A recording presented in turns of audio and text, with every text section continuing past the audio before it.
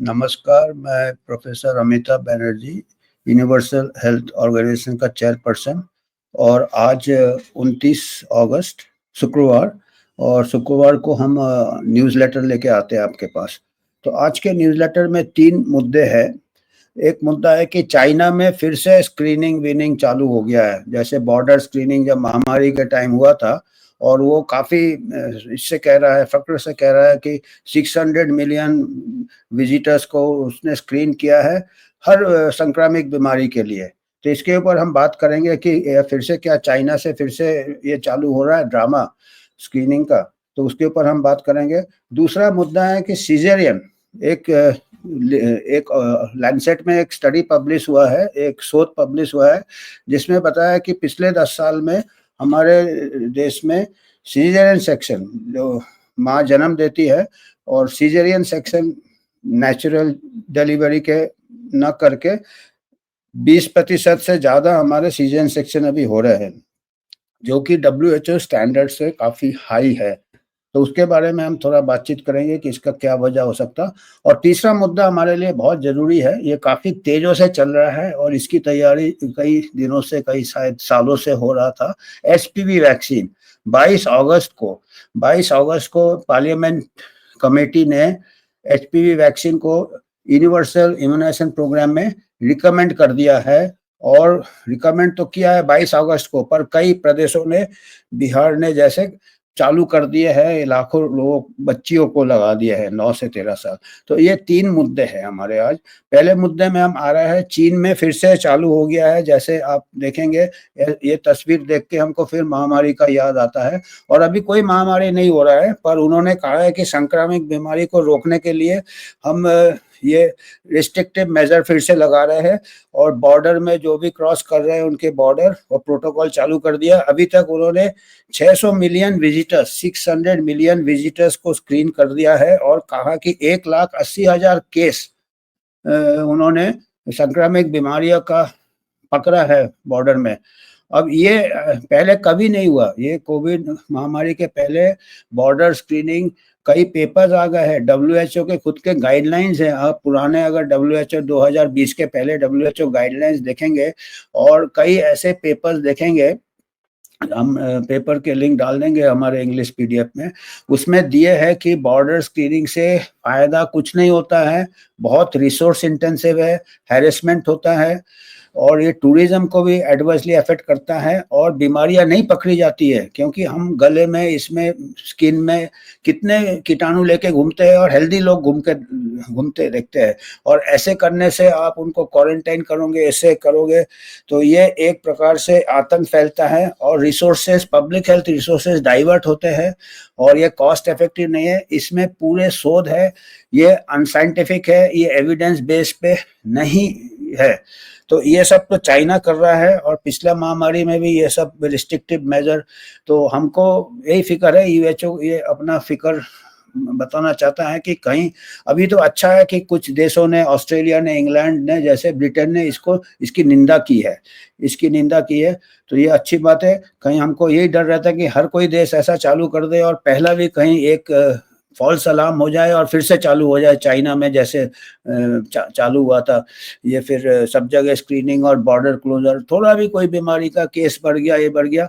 पर हमको, ये ऑस्ट्रेलिया और ब्रिटेन कहता तो है, पर हमको पता नहीं है कि बाद में इसका क्या लक्षण है, ये लक्षण अच्छा है कि बुरा है। क्योंकि जब महामारी चालू हुआ था 2019 के अंत में और 2020 में, तो चाइना ने, जब सबसे पहले चाइना ने एक डिस्ट्रिक्ट में लॉकडाउन लगाया था, हुबई डिस्ट्रिक्ट में, एक ही डिस्ट्रिक्ट में लगाया था, और दूसरे देश इटाली पूरा कंट्री में लगा दिया। पहले निंदा किया था, जैसे अभी निंदा कर रहा है चाइना का। उस टाइम भी वेस्टर्न कंट्रीज ने, जब चाइना ने हुबई डिस्ट्रिक्ट में लॉकडाउन किया था, रिकॉर्ड में है, वेस्टर्न कंट्रीज ने बोला था कि ऐसा पब्लिक हेल्थ मेजर कभी कामयाब नहीं होता है, ऐसा कभी करना नहीं चाहिए। सबने चाइना का निंदा किया, ऐसा भी कहा था कि ये ह्यूमन राइट वायलेशन है, ये रिकॉर्ड में है, और WHO के रेप ने भी बोला था। पर आपने खुद देखा कि ये सब बोलने के बावजूद भी, जैसे इटाली ने पूरा कंट्री को लॉकडाउन कर दिया, चाइना ने एक ही डिस्ट्रिक्ट लॉकडाउन किया था, फिर आपका अमेरिका में लॉकडाउन हो गया, यूरोप में लॉकडाउन, हमारा देश में लार्जेस्ट लॉकडाउन 4 घंटा नोटिस, मतलब निंदा उस टाइम भी किया था, पर हड़बड़ाहट में सब ने लॉकडाउन किया, चाइना को कॉपी किया। तो हमको यही फिक्र है, हमको नजर रखना पड़ेगा कि चाइना जो कर रहा है कहीं फिर से ऐसा ना हो, क्योंकि चाइना अभी बोल रहा है कि कई हमने मच्छर पकड़े, वेक्टर पकड़े, वो तो पूरा है। और चिकनगुनिया हो रहा है, कभी ये हो रहा है, वो हमारे देश में तो हर साल होता है चिकनगुनिया, चाइना से शायद जाता ही होता होगा। हमको यही डर है कि चाइना में घंटी बजती है और फिर पूरा अलार्म पूरे वर्ल्ड में लग जाता है। ऐसा फिर से नहीं होना चाहिए। और WHO तो वेट कर ही रहा है, कोई बहाना ढूंढ रहा है कि पैंडेमिक ट्रीटी कैसे ले आए। तो ये हमको थोड़ा केयरफुल लेना पड़ेगा। और चाइना WHO का बहुत क्लोज रिश्ता है, ये हमको याद रखना पड़ेगा। और अभी अमेरिका भी निकल गया WHO से। तो ये पहला मुद्दा था। दूसरा मुद्दा हमारा सीजरियन सेक्शन के ऊपर है, सी सेक्शन। अभी एक लेख पब्लिश हुआ है रिसेंटली लैंडसेट में। लैंडसेट साउथ ईस्ट एशिया अलग उनका जर्नल होता है साउथ ईस्ट एशिया के लिए। उसमें हमारा ही ये है, शोधकर्ता है, उन्होंने देखा है कि 2005 से लिया है, जबकि 8.5% सीजरियन था। जितने 100 डिलीवरी में 8 या 9 सीजरियन होते थे, अभी वो 20 के ऊपर जा रहा है। 2021 तक का डेटा उन्होंने एनालाइज किया है, तो डबल हो गया है। तो इसका कारण क्या है? और ये कहते हैं कि ये इससे खर्चा बढ़ जाता है। डेफिनेटली सीजरियन सेक्शन से खर्चा बढ़ जाता है और आउट ऑफ पॉकेट लगता है। इन्होंने दिया है कि प्राइवेट हॉस्पिटल में सीजरियन का 45,000 रुपीज लग जाता है, 40,000 रुपए से ज्यादा लगता है। और 8,000 गवर्नमेंट अस्पताल में लगता है सीजरियन का। अब ये हमको नहीं समझ में आता कि गवर्नमेंट अस्पताल तो पूरा फ्री होना चाहिए, ये 8,000 क्यों लगता है? गवर्नमेंट अस्पताल में फ्री होना चाहिए सब ट्रीटमेंट। ये दिया है 43,000, प्राइवेट अस्पताल में सीजरियन का लगता है, गवर्नमेंट अस्पताल में 8,500 लगता है पब्लिक हॉस्पिटल में। ये एक्चुअली आप लोगों ने भी देखा होगा, आजकल गवर्नमेंट हॉस्पिटल्स में भी आधे टाइम दवाइयाँ नहीं रहती, आधे टाइम सूचर नहीं रहते, पेशेंट को बोलते हैं बाजार से खरीद के लाओ। आपने भी अनुभव किया होगा। तो ये 8,000 शायद कुछ उसका लगता होगा। एक्चुअली गवर्नमेंट अस्पताल अच्छे से मेंटेन हो तो एक पैसा ना लगे, और एडिक्वेट नंबर्स हो तो सब डिलीवरी गवर्नमेंट अस्पताल में हो। तो सीजरियन रेट ज़्यादा नहीं होना चाहिए। 10% WHO का जो स्टैंडर्ड है 10% होना चाहिए सीजरियन, 100 में से 10। पर हम एक हम अपनी तरफ से एक ये पेश करना चाहते हैं कि ऐसा भी हो सकता है कि हमारा जनरेशन, जो प्रीवियस जनरेशन है, गर्ल चाइल्ड, जो लड़कियां होती थी, उनका खान पान बचपन में नहीं ठीक होने से उनके हड्डियां नहीं डेवलप होते। उनका जो बच्चा जहाँ से निकलता है, जो वो रहता है बर्थ पैसेज जिसको कहते हैं, जो रास्ता है बच्चा निकलने का, हड्डियों चारों तरफ रहते हैं। अगर बच्चों, गर्ल चाइल्ड को बचपन में, लड़कियों को ठीक से पोषण न मिले तो वो नैरो रहता है। और उसके बाद अभी अच्छे से स्टैंडर्ड बढ़ गया अगले जनरेशन में, तो बच्चा का वेट ज्यादा हो सकता है, जो कि नॉर्मल होना चाहिए। तो उसमें उसका सिर भी बड़ा होगा। तो हो सकता है ये, अगर ये फेस भी हो सकता है कि एक जनरेशन और पिछला जनरेशन में पोषण कम था, इस जनरेशन के जो बच्चे पेट से अच्छे, जब पेट में है तब से अच्छा पोषण है, गर्भवती महिलाओं को अच्छा न्यूट्रिशन है, तो बच्चे अच्छे हेल्दी होंगे। तो ऐसे केस में भी लेबर सीजरियन का जरूरत पड़ सकता है। तो इसमें हम चाहते हैं कि इसमें शोध हो। हम ये एक हमारे आपस में, हमारे यूएचओ में गायनेकोलॉजिस्ट भी है, हमारे में ऐसा लाउड थिंकिंग था कि इसके ये भी एक हो सकता है। पर ऐसा जो भी है, सीजरियन सेक्शन से क्या होता है, कॉस्ट ऑफ मेडिकल केयर बढ़ जाता है, कॉम्प्लिकेशन रेट बढ़ जाता है। और यहाँ तक कहते कि जो सीजन से जो बच्चा पैदा होते हैं, वो ऐसे शोध है जो उनमें थोड़ा एलर्जी वगैरह ज़्यादा होता, पता नहीं ये इसके इतने स्ट्रॉन्ग थोड़े बहुत एविडेंस है। क्योंकि जो पेशाब से निकलता है, नॉर्मल पेशाब से बच्चा निकलता है, तो उसको कुछ माइक्रोबायोम वगैरह मिलता है। ऐसे कई ऐसे शोध है, पर इसके भी कोई स्ट्रॉन्ग नहीं है। आजकल कई टाइप के ऐसे शोध आते हैं। पर यह बात तो सही है कि इसका कॉस्ट बढ़ जाता है, कॉम्प्लिकेशन बढ़ जाता है। नेचुरल नॉर्मल डिलीवरी प्राकृतिक है। पर हमने जैसे कहा कि एक जनरेशन को मैलनरिस्ट है, अगला जनरेशन बच्चा है, तो वो देखना चाहिए। और ये बांग्लादेश में बहुत ज्यादा है, बता रहे 45% है सीजन रेट। तो देखिए इंडिया से भी डबल है। पाकिस्तान में भी इतना ही है, 27 या कुछ है, हमारे जो नेबरिंग कंट्री है। तो बांग्लादेश का भी हालत बुरा था पहले। हो सकता है उनकी माताएं बहुत शॉर्ट स्टेचर हो, बच्चे अभी अच्छा पोषण मिल रहा है अपने गर्भवती महिला हो सकता है, ये सोचना चाहिए कि हमको एक हर फैक्टर को हमको कंसीडर करना चाहिए। तो सीज़ेरियन सेक्शन पे हमारा दूसरा ये था आज के समाचार में कि इसके ऊपर हमको शोध करना चाहिए कि सीज़ेरियन सेक्शन ज़्यादा क्यों हो रहा है और प्राइवेट सेक्टर में थोड़ा बहुत ये भी रहता है, कॉन्फ्लिक्ट ऑफ इंटरेस्ट भी रहता है क्योंकि सीज़ेरियन के कॉस्ट होता है, फिर कन्वीनियंस रहता है, वो डॉक्टर अपने टाइम से कर सकता है और कई बार तो पेरेंट्स भी जो एफ्लुएंट पेरेंट्स है वो भी सीज़ेरियन के लिए जाते हैं, वो अपना टाइमिंग करते हैं एस्ट्रोलॉजर के साथ, कई चीज़ें आ जाती है कि इस टाइम बच्चा होने से उसका भविष्य अच्छा रहेगा, तो ऐसे कई है पर जो भी है ये आंकड़े हमको फॉलो करना चाहिए। तो ये जनरेशन अगर एक जनरेशन पहले थोड़ा ये था, अभी जनरेशन अगला जनरेशन आगे का भी देखना चाहिए, आगे फिर आज का जनरेशन अगर अच्छे से न्यूट्रिशन होता है तो अगले जनरेशन में सीज़न कम होना चाहिए, तो इस पे नज़र रखना चाहिए हमको। आखिरी हमारा समाचार जो है ये काफ़ी ये वाला है, इसके ऊपर काफ़ी डिस्कशन पहले भी होना चाहिए था और अभी तो पार्लियामेंट ने इसका अप्रूवल दे दिया। एचपीवी वैक्सीन, आप लोगों को मालूम है एचपीवी वैक्सीन के ऊपर काफ़ी ये हो रहे हैं, चर्चा हो रहा है और इसका बहुत हाई हाई इसका क्या है, एचपीवी वैक्सीन का ये है कि वैक्सीन कैंसर से हो तो अच्छी बात है। हम भी अगर आम आदमी होते, हम भी अगर एक्सपर्ट नहीं होते, हम भी चाहते हैं कि कैंसर से हमको बचना चाहिए। ये एक साइकोलॉजिकल भी होता है, कैंसर से हमारा वैक्सीन बचाएगा। पर जो शोध है हमने कई बार बताया, यूएचओ ने कई इसके ऊपर शो किए हैं, यूएचओ ने इसके ऊपर लेख लिखे हैं। एचपीवी वैक्सीन का जो एविडेंस है वो 100% नहीं है, वो तगड़ा नहीं है। अभी देखिए इन्होंने HPV vaccine must be added to universal immunization program to cut cervical cancer risk. अभी देखिए सर्वाइकल कैंसर 40-50 साल में होता, आप लगा कब रहे हो वैक्सीन? 9 से 13 साल के बच्चियों को वैक्सीन लगा रहे हो। उसके ऊपर उसका बुनियाद क्या है कि एक वायरस है HPV vaccine, HPV virus human papilloma virus वो पाए है कि जो लोग के जेनाइटल हाइजीन ठीक नहीं होता और बहुत ज़्यादा उससे भी ज़्यादा इम्पोर्टेंट है जिनके मल्टीपल सेक्सुअल पार्टनर्स होते हो, कई लोगों के साथ सेक्स करते हैं जो, उनमें ये इन्फेक्शन होता है, ये ह्यूमन पैपिलोमा वायरस एचपीवी जिसको कहते हैं।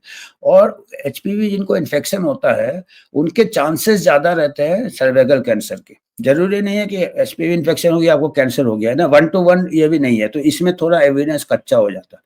दूसरा क्या होता है कि ह्यूमन पैपिलोमा वायरस का जो संक्रामक होता है वो भी अलग-अलग पॉपुलेशन में अलग-अलग लेवल्स पाए गए हैं। अगर आपके पास सेफ सेक्स कर रहे हो, हमारा कल्चर में लड़कियां तो 20-30 साल तक उनको प्री मैरिटल सेक्स भी कम है और होगा भी तो एक आध पार्टनर से होगा, ऐसा तो नहीं है कि बहुत सारे पार्टनर से हो।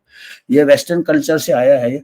तो हमारे यहाँ जो छोटे-मोटे पहले सर्वे और करने थे, पर जो भी सर्वे किए हैं कि जो लोग सेफ सेक्स करते हैं उनमें 1 से 2% लोगों को ही ह्यूमन पैपिलोमा वायरस इन्फेक्शन होता है और वो क्लियर अपने आप हो जाता है। कोई गारंटी नहीं है कि 1 से 2% होगा तो 1 से 2% को कैंसर हो जाएगा, उसका भी कोरिलेशन नहीं है। और दूसरी बात ये है कि एचपीवी जो वायरस होते हैं उसके 200 स्ट्रेन 200 टाइप्स के होते हैं, 200 स्ट्रेन्स, और उनमें से कहते हैं कि कुछ स्ट्रेन जैसे स्ट्रेन 16 एंड 18 ये 16 एंड 18 जो है ये ज़्यादा संभावना रहता है कैंसर का। उसके अलावा दूसरे स्ट्रेन है 31, 33, 45, 52, 58, ये करीब अभी 3, 6, 7 स्ट्रेन, अभी पहले वैक्सीन में 2 स्ट्रेन, अभी जो वैक्सीन आते हैं उसमें 6-7 स्ट्रेन कवर करते हैं। पर आप याद रखना 200 स्ट्रेन है और अभी जो स्टडीज़ किए हैं, जो कुछ ऐसे मैंने पेपर एक कोट किया है इसमें, will HPV vaccine prevent cervical cancer, Rees का पेपर है, वो कहता है कि जब वैक्सीन दिए थे तो दूसरे स्ट्रेन कुछ पाए थे कि उसका ये बढ़ गया था मात्रा, 58 का बढ़ गया था, 51 का बढ़ गया था, जो भी कैंसर करता है। तो हमको ये देखना है कि भाई अभी आपने देखा कोविड वायरस में भी हर बार ओमिक्रॉन आ गया, फिर दूसरा आ गया, वैक्सीन काम नहीं कर रहा, जबकि इसके कुछ ही स्ट्रेन निकले थे, अल्फा, डेल्टा, वेल्टा, ओमिक्रॉन, इसके 200 स्ट्रेन ऑलरेडी है। तो अगर 8 ये और जितने भी स्टडीज हुए हैं, ये 206 के बाद 210 अमेरिका में गार्डेसिल आया था, उसके बाद क्या हुआ था कि इसके जो ट्रायल्स है वो 20 साल 30 साल करने से पता चलेगा, कैंसर तो 30 साल बाद होता है, तो वैक्सीन तो अभी 210 के पहले इतना प्रिवेलेंट था नहीं। तो 210 में अगर आप 30 साल ऐड करो, 50 साल की औरत को कैंसर होगा, तो अभी 10 में 30 तो 240 2040 के पहले हमको एंड रिजल्ट नहीं पता चलेगा। आप समझ रहे हैं ना कि सही में कैंसर से प्रिवेंट करता है कि नहीं।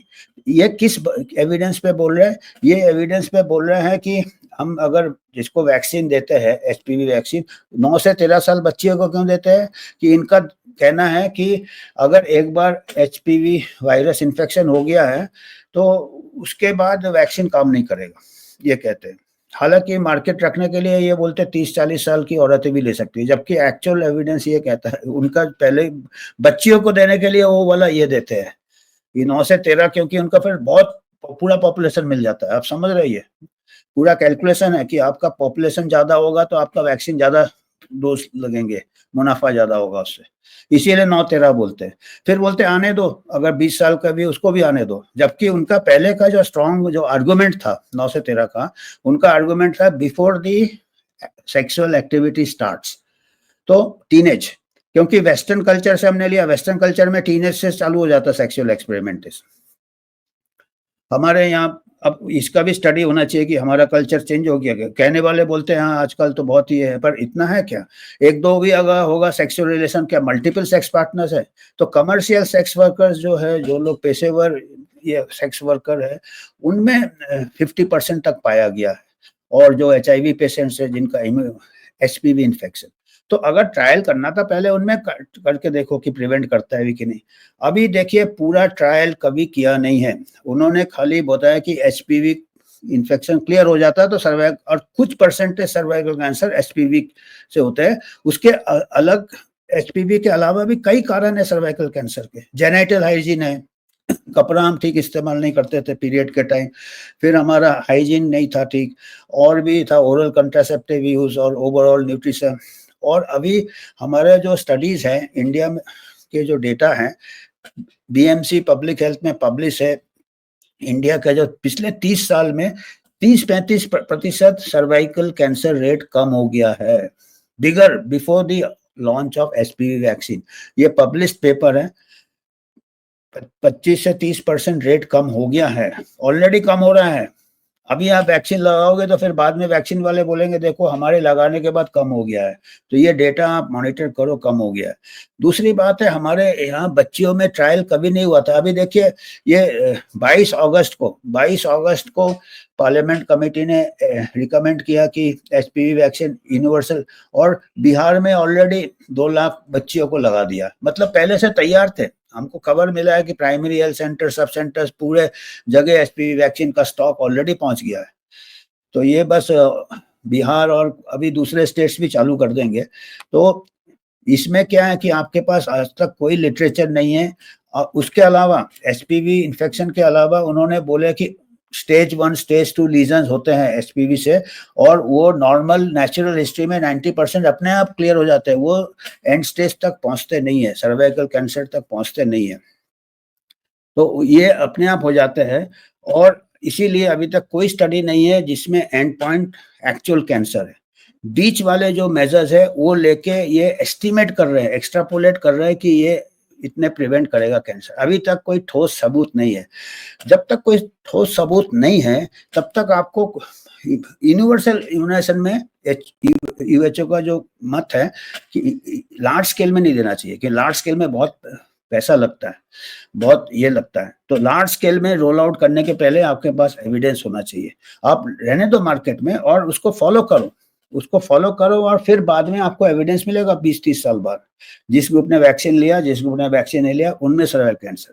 अभी अगर आप सबको वैक्सीन लगा दोगे तो पता कैसे चलेगा कि वैक्सीन से हो रहा है? तो मैंने बोला पिछले 30 साल से ऐसे ही रेट कम हो रहा है, और अगले 30 साल में और रेट कम हो जाएगा। हाइजीन बढ़ेगा, ये बढ़ेगा, लोग सेफ सेक्स चालू हो गया, ऑलरेडी पीपल आर अवेयर। दूसरे सेक्सुअली ट्रांसमिटेड डिजीज भी होते, HIV होता, उनके तो वैक्सीन नहीं है, तो सबको ओवरऑल सेफ सेक्स ही करना पड़ेगा। अब एक एक करके आप बोलोगे क्या बच्चे को कि ठीक है 13 साल में आपको लगा दिया, now you can go and have sex. आप sexual behaviour, safe sex behaviour teach करोगे उसको। वैक्सीन, उसके बाद एक और चीज है कि जो वैक्सीन मैन्युफैक्चरर है वो खुद कहते हैं कि वैक्सीन लगाने के बाद भी सर्वाइकल कैंसर का स्क्रीनिंग करना चाहिए, 30-35 साल में स्क्रीनिंग करना चाहिए। जरूरी नहीं है वैक्सीन को, इसका मतलब उनको भी मालूम है कि फुल प्रोटेक्शन नहीं मिलेगा। स्क्रीनिंग, वैक्सीन लगाने के बाद भी सेफ करना चाहिए, स्क्रीनिंग करना है। वही बात हुआ ना, कोविड वैक्सीन लगाने के बाद भी 6 फुट की दूरी रखो, मास्क पहनो। आपको याद आ रहा है वैक्सीन का खेल राजा के नए कपड़े जैसे हो रहा है। दूसरी बात, सबसे इंपॉर्टेंट बात है कि बच्चों में कभी ट्रायल कोई कंट्री में नहीं हुआ। सबसे पहले हमारे कंट्री में 2009 को पाथ, जो कि गेट्स फाउंडेशन का एक है, और आईसीएमआर ने कुछ ट्राइबल गर्ल्स गुजरात और आंध्र प्रदेश में, ट्राइबल गर्ल्स में उन्होंने वैक्सीन ट्रायल किया था एचपीवी वैक्सीन का। उनको ठीक से बताया भी नहीं, वो हॉस्टल में रहते थे, गरीब बच्चे थे, वल्नरेबल थे, ट्राइबल थे, गिरिजन थे। उनको वैक्सीन लगाया था। 23,000 बच्चियों को 9 से 13 साल को एचपीवी वैक्सीन लगाया था, ट्रायल किया था, और बताया था कि यह ट्रायल नहीं है। और आईसीएमआर भी इसमें इन्वॉल्व था, गेट्स फाउंडेशन भी था पाथ के जरिए। उसमें से 7 लड़कियों का देहांत हो गया था ट्रायल में। आप सोचिए 23,000 में 7 लड़कियों का देहांत हो गया, ट्रायल में देहांत हो गया। और आपका क्या सेफ्टी का क्या गारंटी है? अभी आप करोड़ों बच्चे को दोगे। और हमारे यहाँ कोई ऐसे एडवर्स इवेंट्स फॉलोइंग इम्यूनाइजेशन, इसका दुष्प्रभाव का कोई मैकेनिज्म नहीं है इसको मॉनिटर करने का। पहले आप पब्लिक हेल्थ इंफ्रास्ट्रक्चर बनाओ, जब मॉनिटर करो। आप सुपरफास्ट ट्रेन चला रहे हो, आपने पटरी नहीं बनाया है, ये इतना जल्दी रोल आउट कर रहा है एचपीवी वैक्सीन को। तो 7 लड़कियों का डेथ हो गया और हल्ला हुआ, लोकल न्यूज़पेपर में हल्ला हुआ, मीडिया में हल्ला। उस टाइम मीडिया हल्ला करता था, आजकल मीडिया हल्ला नहीं करता। मीडिया भी आजकल कंट्रोल में है। उस टाइम हल्ला हुआ तो पहले आईसीएमआर और पाथ फाउंडेशन ने बोला कि ये कोइंसिडेंट है, ये रिलेटेड नहीं है, पर बहुत ज्यादा एक्टिविज्म हुआ, हल्ला हुआ। नेचर मैगजीन में आर्टिकल छपा, बताइए, नेचर मैगजीन में आर्टिकल छपा कि ये एचपीवी ट्रायल्स में गड़बड़ हुआ है। उसके बाद इतना प्रेशर हुआ कि जॉइंट पार्लियामेंट्री कमेटी बैठा इंक्वायरी के लिए ये ट्रायल के ऊपर, 72nd joint parliamentary committee on HPV vaccine trials. अगर आप गूगल सर्च करोगे तो मिलेगा। 2013 को ये पार्लियामेंट्री कमेटी ने रिपोर्ट दिया, राज्यसभा लोकसभा दोनों जगह, और उनको दोषी पाया, गेट्स फाउंडेशन को दोषी पाया, आईसीएमआर को दोषी पाया अनएथिकल ट्रायल। और उन्होंने कहा कि ये serious violations of human rights है और नेग्लिजेंस है, और 7 बच्चियों का डेथ हुआ है, और इसमें और इंक्वायरी होना चाहिए। अब देखिए 2013 को ये किया था और इसका वाइड कवरेज हुआ था। आप देखेंगे ट्रायल आ जाएगा। तो 2013 को किया। उसके बाद क्या हुआ? उसके बाद बिल एंड मेलिंडा गेट्स को भारत भूषण मिला। भारत भूषण, भारत भूषण अवार्ड सबसे तीसरा हाईएस्ट अवार्ड है इंडिया में गेट्स फाउंडेशन को। हम सोचते हैं कि इंक्वायरी हुआ, इन लोग ने दोषी पाए गए, अनएथिकल ट्रायल किया, एचपीवी वैक्सीन हुआ, तो अभी क्या है, इनको भारत भूषण अवार्ड मिला, पद्मा भूषण, सॉरी पद्मा भूषण अवार्ड मिला। देखिए ये बिल एंड मेलिंडा गेट्स, ये वॉल स्ट्रीट जर्नल, इनका अमेरिकन जर्नल में, तो पद्मा भूषण, भारत भूषण, पद्मा भूषण अवार्ड, इनको Padma Bhushan award for distinguished service of high order according to statement of India ministry of home affairs. तो इनको पद्मा भूषण अवार्ड मिला। पद्मा भूषण तीसरा अवार्ड है, हाईएस्ट अवार्ड। तो अभी क्या आपका होगा? अभी सब कुछ है, सबूत है कि एचपीवी वैक्सीन ट्रायल के दौरान 9 से 13 साल की बच्चियों में देहांत हो गया था, ट्राइबल गर्ल्स का। आप अभी देखो 2009 को किया था ना, 23,000 को आपने वैक्सीन लगाया, एचपीवी 9 का डेथ हो गया, तो बाकी का फॉलो अप का डेटा लाओ ना, उसी में तो हमको वो है, उसमें देखो उनमें से कितने को कैंसर हो रहा नहीं हो रहा, उसके बारे में कोई बात नहीं करता है। अभी भूल गए। उस टाइम जॉइंट पार्लियामेंट्री कमेटी ने बताया कि इन लोग दोषी है, आईसीएमआर भी दोषी है, गेट्स फाउंडेशन भी दोषी है। कुछ होने के बजाय पद्मा भूषण मिल गया गेट्स को। तो अभी तो वो डायरेक्ट उसको, फिर तो वो कुछ भी करेगा, वो तो बोलता ही है भारत हमारा लेबोरेटरी है, प्रयोगशाला है। तो एचपीवी वैक्सीन अभी आ गया है और कोई स्ट्रॉन्ग एविडेंस नहीं है, और एविडेंस अभी मिटा भी देंगे, क्योंकि जब मास वैक्सीनेशन होगा, अगर कोई साइड इफेक्ट्स भी होगा पता नहीं चलेगा, क्योंकि कोई कंट्रोल ग्रुप लगा नहीं। फायदा भी होगा तो पता नहीं चलेगा कि कोई कंट्रोल ग्रुप है नहीं। दोनों तो एक पहले पूरा कंप्लीट ट्रायल करना चाहिए, और जो ट्रायल करने गए थे उसमें 7 लड़कियों का डेथ हो गया था आज से 10 साल पहले, और 10 साल बाद बिगर कोई कंप्लीट ट्रायल के, बिगर कोई एविडेंस, फुल एविडेंस के, इंटरिम एविडेंस से मैंने कहा आज तक कोई एविडेंस हो ही नहीं सकता, क्योंकि एंड पॉइंट है आपको सर्वाइकल कैंसर, एंड पॉइंट तक कोई गया ही नहीं है आज तक, टाइम ही नहीं है, इतना जल्दी क्या है इनको। और सर्वाइकल कैंसर का रेट, जो मिनिस्टर पार्लियामेंट में जो स्टेटमेंट दिया जो कमेटी ने, बोला कि it is the number 1 cause, अगर आईसीएमआर साइट में जाइए नंबर 1 कॉज है ही नहीं वो, breast cancer is number 1 cause in women. ऐसे ही थोड़ा थोड़ा थोड़ा थोड़ा करके मिसस्टेटमेंट देते हैं। और क्या होता है, डेथ का रेट क्या है, 1 लाख में 9 वुमेन को सर्वाइकल कैंसर से डेथ होता है, 1 लाख में 9 या 10, 1 लाख में। और हमारे यहाँ चाइल्ड बर्थ से 100 औरतें, 10 गुना ज्यादा औरतें कम उम्र में मर जाती है। उसका कोई पार्लियामेंट में बात नहीं कर रहा है कि भाई सीजन सेक्शन ज्यादा हो रहा है या कम हो रहा है, या गायनेकोलॉजिकल सर्विसेज नहीं है, हॉस्पिटल बेड्स नहीं है। और एचपीवी वैक्सीन जिसमें कि पूरा एविडेंस भी नहीं है, लाखों में खाली 9 को होता है, और नॉर्मल चाइल्ड बर्थ से 100 औरतें लाख में मर जाती है, लाख चाइल्ड बर्थ में। इसमें 9 के लिए इतना हल्ला हो रहा है क्योंकि वैक्सीन है। उसके लिए हल्ला क्यों नहीं हो रहा है, क्योंकि उनको गायनेकोलॉजिस्ट गांव में भेजना पड़ेगा, डिस्ट्रिक्ट हॉस्पिटल में भेजना पड़ेगा, उनको प्राइमरी हेल्थ सेंटर में भेजना पड़ेगा। और बिल गेट्स का स्टेटमेंट है कि यहाँ पे गायनेकोलॉजिस्ट की कमी है डेवलपिंग कंट्रीज में, स्क्रीनिंग नहीं हो सकता तो वैक्सीन प्रमोट कर दो, उसका स्टेटमेंट है, मैंने पढ़ा था। एक्चुअली स्क्रीनिंग इज नंबर 1, और साइड इफेक्ट्स का तो कुछ पता ही नहीं है जब तक आप लॉन्ग आफ्टर, साइड इफेक्ट्स हो रहे हैं, कोर्ट केसेस चल रहे हैं, अमेरिका में एचपीवी वैक्सीन के कोर्ट केसेस चल रहे हैं, कई ऐसे साइड इफेक्ट्स, ठीक से स्टडी करोगे तो पता चलेगा। अभी ट्रायल भी, आपने ट्रायल में डेथ हो गया, और क्या साइड इफेक्ट चाहिए आपको, और ये रिकॉर्डेड है, हम मनगढ़ंत नहीं बोल रहे हैं, आप देखिएगा रिकॉर्डेड है। वो नेचर का देखना प्रभात, एक हमने नेचर का स्टडी दिया था, नेचर में आ गया था 2000, ये देखिए, pressure mounting on India to explain irregularities in HPV vaccine trials, ये देखिए, ये 2013 का है सितंबर। अभी ऐसे जैसे तैसे ट्रायल किया था इन्होंने, और nature journal, nature journal number 1 journal है, उसमें आ गया था। उस टाइम नेचर जर्नल भी थोड़ा, आजकल तो सभी जर्नल खरीद लिया है गेट्स फाउंडेशन ने, और दूसरे भी, गेट्स फाउंडेशन फंडिंग करते हैं सब चीज का, जितने भी रिसर्चर्स का फंडिंग है, आईसीएमआर को तो पूरा कब्जा है ही उनको, इंडियन गवर्नमेंट भी उसको पद्मा भूषण दे दिया है, तो वो तो नेशनल हीरो है अभी, पद्मा भूषण, हाँ पद्मा भूषण मिला है उसको, तो उसको अभी आप कौन क्रिटिसाइज कर सकता है। साइंस एक तरफ, पद्मा भूषण इतना बड़ा अवार्ड है। एक और है इसी का, नेचर का एक और दिया है, एक और देखना, ये देखिए विल एचपी, इसी में, ये इस पेपर में पूरा दिया हुआ है, इस पेपर में दिया है विल एचपीवी वैक्सीन। तो हमने जो जो गैप्स बताए, इसी में कहा है कि एंड स्टेज अभी तक कोई ट्रायल नहीं हुआ कि 40-50 साल बाद आप देखो कैंसर हुआ कि नहीं, अभी खाली बीच के मेजर लेके कर रहे हैं। और इसी में कहा है कि एक स्ट्रेन दबता है तो दूसरा स्ट्रेन, 200 स्ट्रेन है। अब ये तो अच्छा है कि हर बार नया वैक्सीन लॉट निकलेगा, अभी ये वैक्सीन है, ये स्ट्रेन नहीं था, दूसरा स्ट्रेन, वो तो एड ऑन होता जाएगा। एक और ऐसा होगा, नेचर का होगा, जो एचपीवी ट्रायल के ऊपर आंख उठाया है, उन्होंने इसके ऊपर क्रिटिसाइज किया है। हाँ, ये pressure mounting on Indian government to explain the role of Indian council of medical research, question have been raised on the ethics of HPV vaccine. ये 10 साल पहले है, और पब्लिक मेमोरी इतना शॉर्ट है, पब्लिक मेमोरी शॉर्ट है। Parliament वाले अपने ही joint parliamentary 72nd joint parliamentary committee report के बारे में कोई बात नहीं कर रहा, कोई रेज नहीं कर रहा, सबको बहुत ये मिलता है,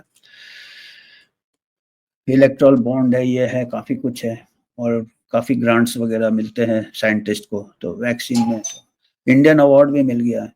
तो आज हमको इतना ही कहना था, आपको कुछ देना है फीडबैक में दे सकते हैं, और आपको अगर कुछ योगदान करना है तो आप कर सकते हैं। हम बिल्कुल free from pharma interest, free from any conflict of interest रहना चाहते हैं, तभी हम एचपीवी वैक्सीन के बारे में, और कोई भी वैक्सीन के बारे में, अच्छे वैक्सीन के लिए हम तारीफ करेंगे, जो वैक्सीन सही में अच्छा है, हम एंटी वैक्सीन नहीं है, हम अच्छे वैक्सीन, पर हम वैक्सीन से प्यार करते हैं, इसीलिए हम चाहते हैं कि वैक्सीन सबसे सेफ हो।